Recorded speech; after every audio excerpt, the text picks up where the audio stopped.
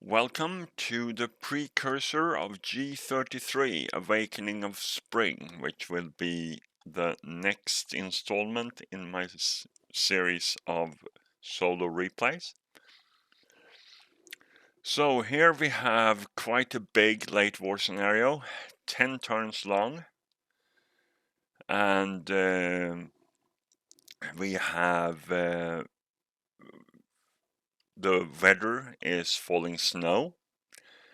And falling snow differs slightly from rain. It is the same with mist, and it can increase and so on and so forth. But also there is still the possibility to fire smoke, which you cannot if it is raining. So with that said, we have a German attack here. And the victory conditions are that the Germans need to secretly record the victory condition before the game starts. And that is done before the Soviet setup. So either they need to exit 36 or more VP off the E stage, or they must amass more than or equal to 20 casualty victory points more than the Russian Soviets do. And at game end, if the Germans have accomplished their set VC, they win.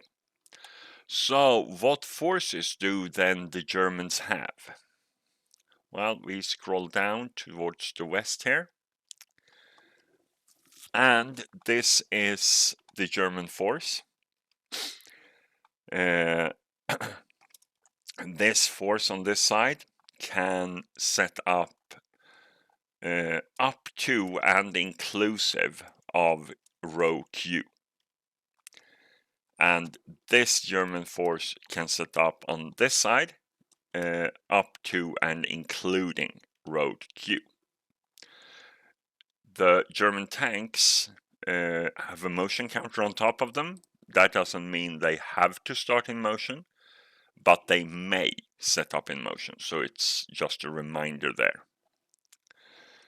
They have really good troops, SS troops, of course, and one King Tiger on this side, 2 Panthers, and 2 Jagd Panthers. On the other side, we have 2 Panthers, 2 late war Tiger 1s, and 1 King Tiger.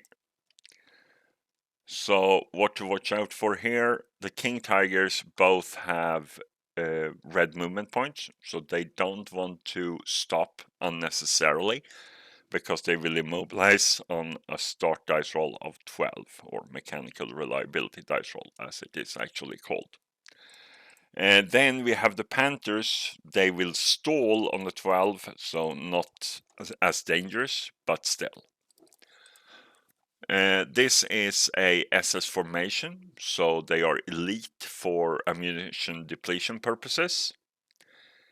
It is also stated in an SSR that both sides are elite, which would not have been necessary for the Germans, because if they belong to an SS formation, they are automatically considered elite for ammunition depletion. Then we have a Soviet screening force, you can say. So they have to set up on or between, or rather between these two roads. And that is what I've tried to mark with the red stars.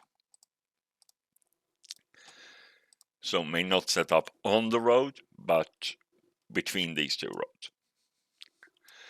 They have ordinary squads. They have an ELR of 4, as do the Germans. They do have 1 heavy and 1 medium, which can come in handy. They also have a 85L artillery piece. That is not that great against the German armor, because an 85L have 17 to kill, and many of the German tanks have the same amount of armor. So it's not that fantastic. And it goes up to a 19 if they do have APCR for this piece. And as we can see, they have that on a 7 because the Soviets are also elite. And here is a good thing that they wrote that SSR anyway, because the main force, this force is mentioned that it is guards. So guards, just as SS, automatically have higher ammunition depletion. But then we also have some Soviet reinforcements that come on in turn 3. And that are these guys. And they are not recorded as guards. They are instead recorded as 33rd Tank Corps. So these guys would not have been elite for the purposes of ammunition depletion unless that SSR was in place. So these guys anyway, they come in on turn 3. They have circled breakdown numbers, so that is a little bit bad, but this 100L gun, just as the one they have in their screening force, they are really, really good. So they actually have 27 to kill with ordinary AP. So they are really good.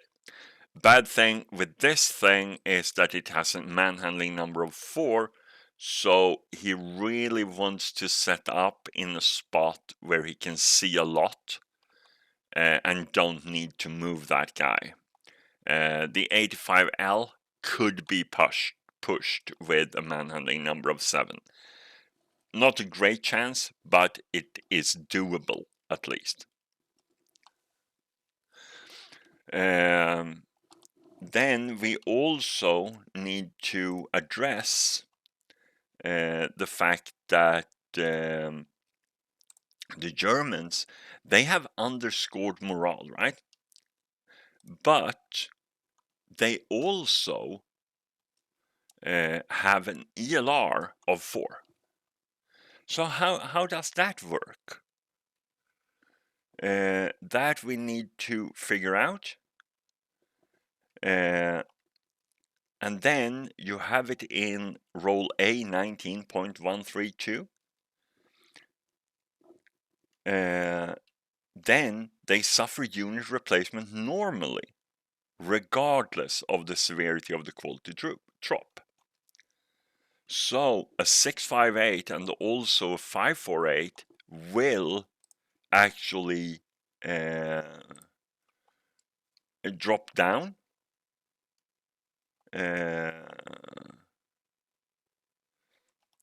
if they fail their ELR.